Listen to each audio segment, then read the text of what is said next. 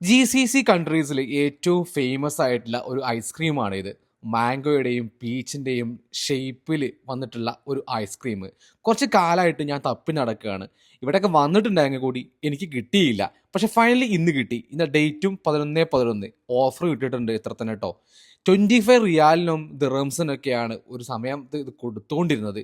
എന്തായാലും മേടിച്ച് പുറത്തിറങ്ങി കാർ പാർക്കിൽ എത്തുന്ന കഴിച്ചു. കാരണം മെൽട്ടായി പോയാലോ എന്ന് വിചാരിച്ചിട്ട്.